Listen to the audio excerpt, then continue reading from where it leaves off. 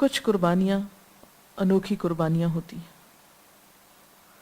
اور کچھ قربانیاں ایسی بھی ہوتی ہیں جن کا بدلہ انسان کو فوری طور پر نہیں ملتا یا اس دنیا میں نہیں ملتا، اس کا بدلہ انسان کو آخرت میں ملتا ہے۔ ہم جتنی بھی عبادت اللہ تعالیٰ کی کرتے ہیں اس میں بھی کسی نہ کسی طرح قربانی کا پہلو ہے۔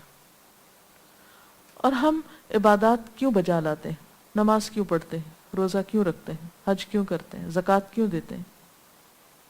اللہ کی رضا کے لیے۔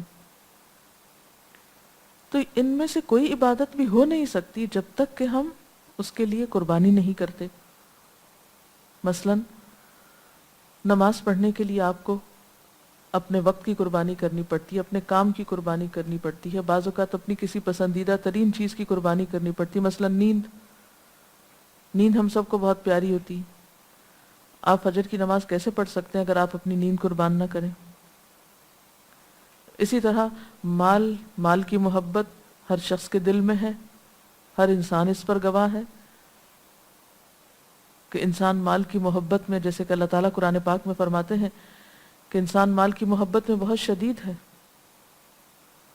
اور وہ اس پر خود بھی گواہ ہے، یعنی جانتا ہے کہ اس کے دل میں مال کی محبت ہے۔ ہر شخص اپنے دل کو ٹٹول کے دیکھ سکتا ہے۔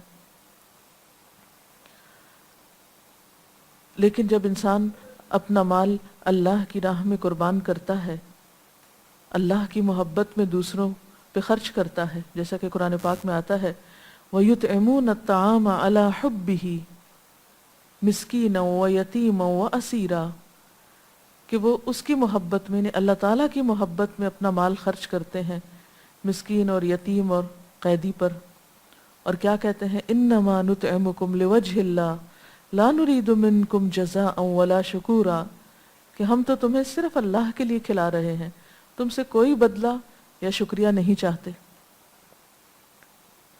تو یہاں بھی آپ دیکھتے ہیں کہ اللہ کی محبت پانے کے لیے، ایک اعلیٰ مقصد کے حصول کے لیے آپ اپنا مال قربان کرتے ہیں۔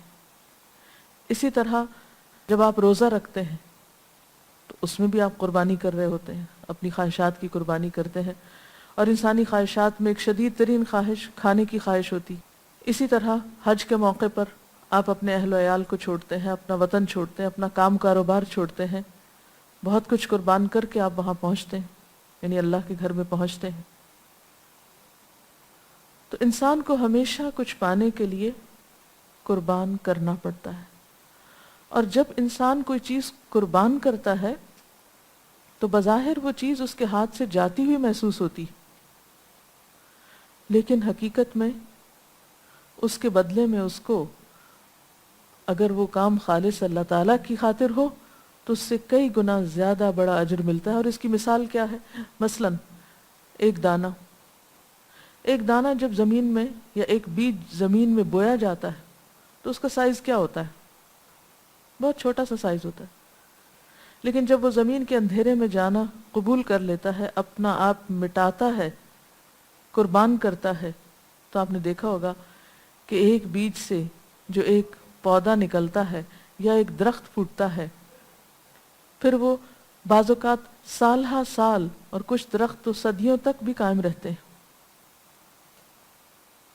ایک بیج نے اپنا آپ قربان کیا، لیکن اس کے نتیجے میں سال ہا سال تک لوگوں کو فائدہ پہنچا۔ تو قربانی کی اصل روح یہی ہے، اور عید قربان ہمیں دراصل یہی بات یاد دلاتی ہے کہ ہمیں اللہ کی خاطر اپنے مال کی قربانی جانور کو قربان کرنے کی شکل میں کرنی ہے، تاکہ ہمیں عام زندگی میں قربانی کی عادت ہو، عام زندگی میں ہم قربانی کر سکیں، کیونکہ قربانی کے بغیر کچھ بڑے مقاصد حاصل نہیں ہو سکتے۔ اسی لیے ہم دیکھتے ہیں کہ پھر قربانی کا لفظ محض ایک ڈکشنری کے معنی ہی نہیں رکھتا، بلکہ قربانی کے اصطلاحی معنی یہ ہوتے ہیں کہ ایام عید اور ایام تشریق میں اللہ تعالیٰ کی رضامندی اور خوشنودی کے لیے اور اللہ کا قرب حاصل کرنے کے لیے اونٹ یا گائے بکری، بھیڑ یا دمبا وغیرہ ذبح کرنا، ان جانوروں کا خون بہانا، جو کہ ایک سمبل ہے، علامت ہے قربانی کی. اور اس کا حکم ہم دیکھتے ہیں کہ ہر امت کو دیا گیا.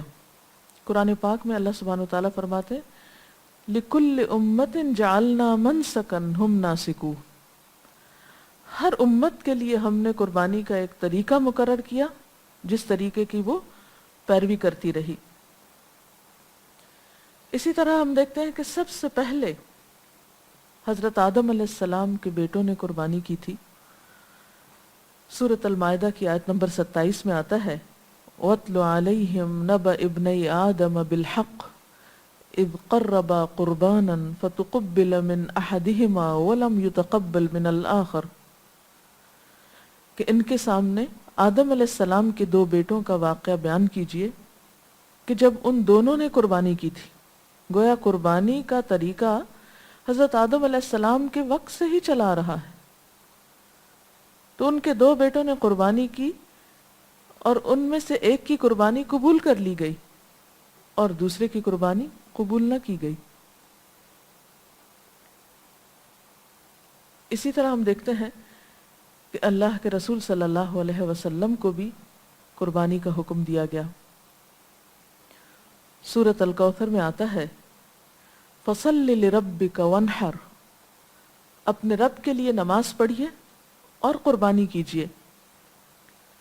ایک اور جگہ پر فرمایا قُلْ إِنَّ صَلَاتِي وَنُسُكِي وَمَحْيَايَ وَمَمَاتِي لِلَّهِ رَبِّ الْعَالَمِينَ لَا شَرِيكَ لَهُ وَبِذَلِكَ أُمِرْتُ وَأَنَا أَوَّلُ الْمُسْلِمِينَ.